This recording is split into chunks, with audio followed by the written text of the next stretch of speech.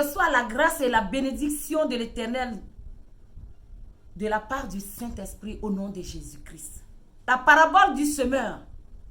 La semence est tombée dans le cœur de ronces. Lorsque le semeur a semé la parole, d'autres l'ont reçue dans les terres de ronces. Et les soucis de ce monde et les richesses de ce monde ont étouffé la parole.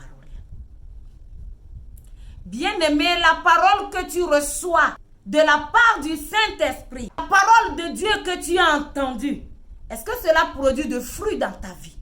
Si cela ne produit pas de fruits, il faut savoir que tu as reçu cette parole sur une terre de ronces.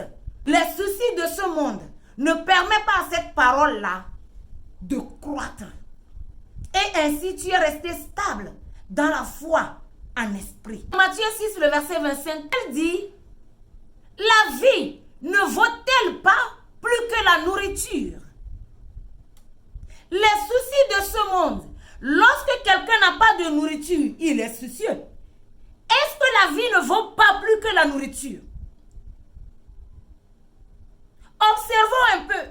Lorsque nous sommes un peu malades, difficilement tu prends de la bouillie. Ce qui veut dire, la vie vaut plus que la nourriture. À cause de la nourriture, à cause du manger et du boire, nous laissons les soucis de ce monde étouffer la parole que l'Éternel a mis en nous. Cette parole qui nous procure la vie. Cette parole qui nous procure la bénédiction. Cette parole qui nous procure la grâce. Cette parole-là qui nous fait évoluer spirituellement. Cette parole-là qui nous protège. Nous la délaissons en faveur de la nourriture que nous cherchons. Or, la vie que l'Éternel nous a donnée vaut plus que la nourriture. Parole déclare encore, le corps ne vaut pas plus que le vêtement.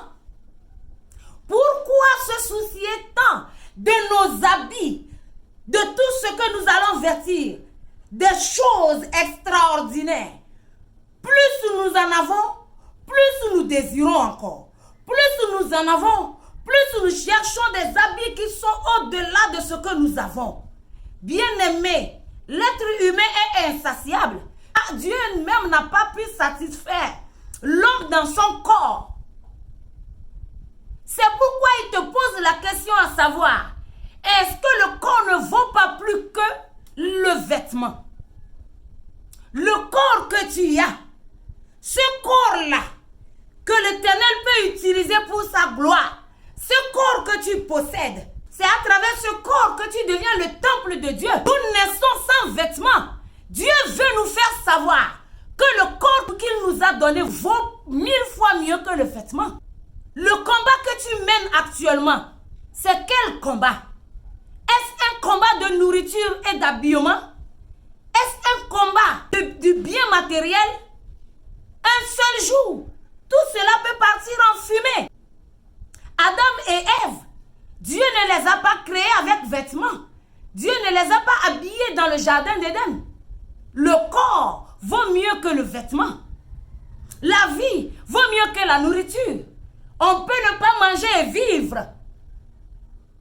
Parce que la parole de Dieu est vie.